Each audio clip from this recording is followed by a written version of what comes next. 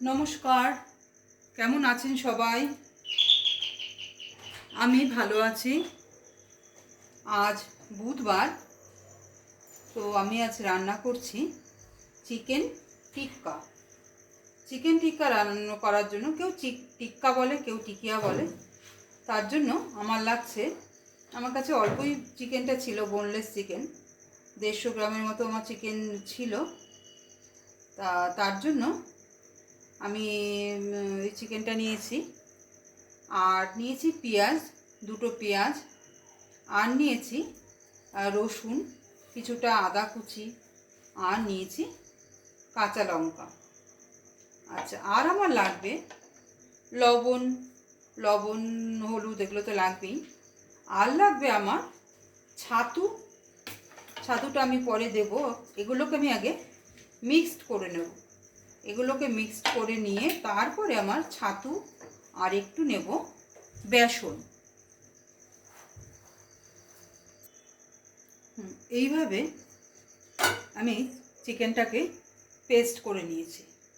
এইভাবে চিকেন, পেঁয়াজ, আদা, পেঁয়াজ, রসুন, কাঁচা লঙ্কা এইভাবে পেস্ট করে নিয়েছি। এবার আমি এতে দেব হচ্ছে ছাতু, এতে দেব ছাতু আর দেব বেসন। ছাতু আর বেসন একসঙ্গে দিয়ে দেবো। এই পেস্টটাও আমি এতে দিয়ে দেবো। পেস্টটাকে এইভাবে দিয়ে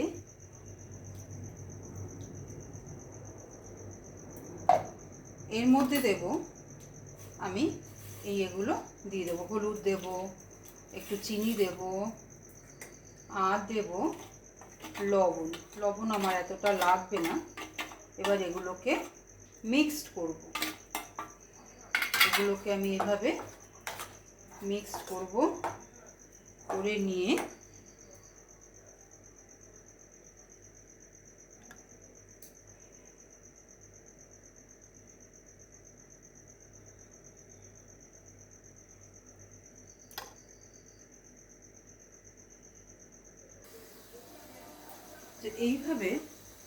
এইভাবে টিকিয়ার আকারে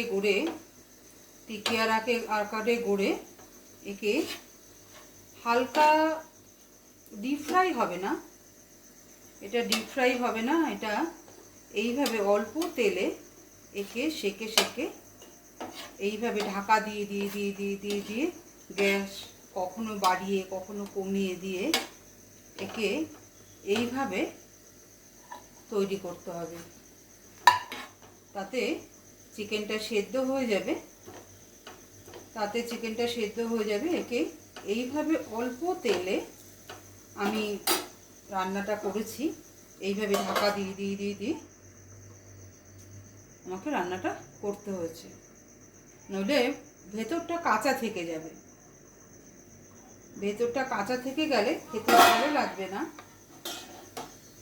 তো এই হচ্ছে আমার চিকেন টিক্কা রেডি। যদি রান্নাটি আমার ভালো লেগে থাকে,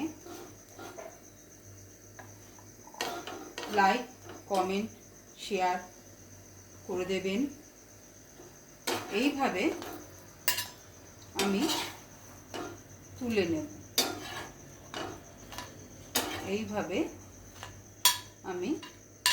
এটা গরম গরম খেতে তো খুবই ভালো লাগবে।